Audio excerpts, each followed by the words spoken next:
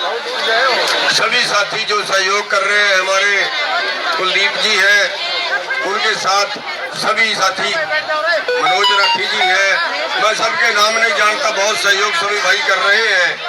हमारे वकील भाई भी आज जो है वो अनशन पे बैठे हैं, वैसे भी समर्थन कर रहे हैं। दिल्ली के हम शादियों में आधा आधा किलो सोना पाया करते थे, आज हमें 1 तोला खरीदना मुश्किल हो गया है।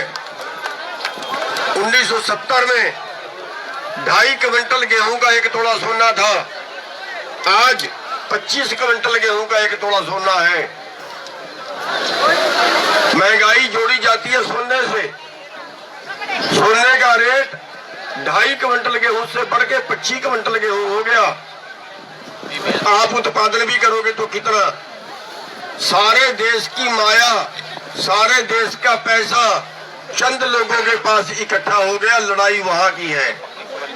आर्थिक गुलाम हो गए हम। एक आदमी के पास 1 साल की आमदन 8 लाख करोड़ रुपए और देश के टोटल किसानों पे कर्जा जो है वो 8 लाख करोड़ से कम है, जिसमें पिछले 20 सालों में 3.5 से 4 लाख करोड़ तो 3.5 लाख से 4 लाख लोग तो आत्महत्या कर चुके हैं, बैंकों के परेशान किए हुए। एक पूंजीपति 50,000 करोड़ का कर्जदार है तो उसको कोई उंगल नहीं करता, उसकी तरफ कभी जेल नहीं गया वो।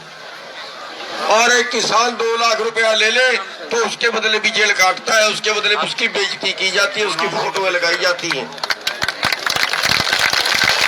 साथियों, हम अपना केवल जिंदा रहने का अधिकार मांग रहे हैं। हमारी लूट हो रही है केवल न्यूनतम समर्थन मूल्य में, कम से कम भाव में जो हमें मिलना चाहिए, हमारी फसलों का जो कम से कम तय हुआ है, उसमें भी हर साल 3 लाख से 4 लाख करोड़ रुपए की लूट है हमारी। मेरा आंकड़ा नहीं है, 2017-18 का आंकड़ा है कि हर साल पिछले 15 साल में 45 लाख करोड़ रुपया हमारा लुटा गया, यानी 3 से 4 लाख करोड़ रुपया हमारा हर साल लुटा जा रहा है। उस लूट को बचाने की लड़ाई है हमारी। 2014 का आंकड़ा आया है हरियाणा का, जहां 3 फसलें होती हैं, जहां 3 फसलें होती हैं। मैं आमदन बता रहा हूं देश की, आमदन में हम कहाँ खड़े हैं, ज्यादा पैदा करने के बावजूद पर परिवार की एवरेज आई है किसान की, जमीन वालों की पर परिवार की आमदन आई है 7800 रुपया महीना। 2014 का राष्ट्रीय नमूना सर्वेक्षण का आंकड़ा है।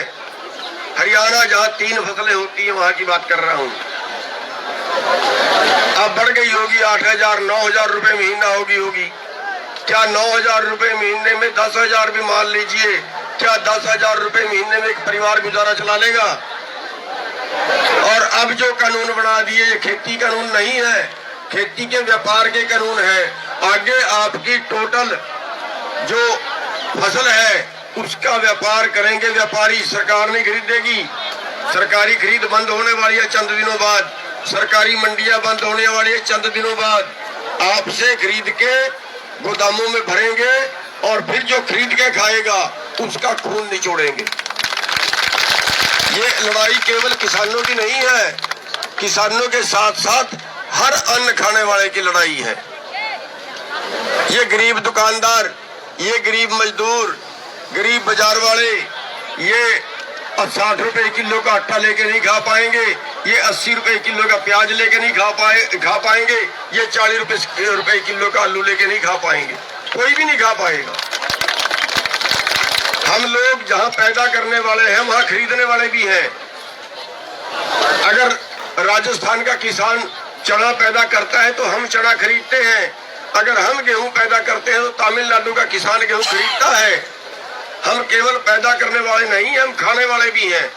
वो कम से कम भाव पे खरीदेंगे, ज्यादा से ज्यादा भाव पे बेचेंगे।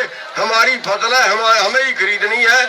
यहाँ का किसान वहां वाले की और वहां वाला किसान यहाँ वाले की, और उसी के जो बीच का मुनाफा है वो सारा मुनाफा कंपनियों को जाएगा। और बस वही लड़ाई है हमारी कि पैदा करने वाले का भी नुकसान और खाने वाले का भी नुकसान। तो साथियों, ये लड़ाई हमें अंत तक ले जानी है। ये लड़ाई हमें तब तक लड़नी है जब तक हम जीत नहीं जाते। और उसी संबंध में सवा दो महीने से बैठे हुए हैं। आज उसी संबंध में 3 घंटे का जाम का प्रोग्राम है। मैं धन्यवाद करना चाहूंगा आपको, मैं सैल्यूट करना चाहूंगा आपको कि केवल खबरों के माध्यम से आपके पास बात आई और उसी पे आप यहाँ पे कई हजार की भीड़ इकट्ठी हो गई है। और ये एक संकेत है हरियाणा के किसानों का, हरियाणा के मजदूरों का, हरियाणा की जनता का एक संदेश है सरकार को कि जब हरियाणा वाला जागते हैं तो खाली हाथ मुड़ के नहीं आते।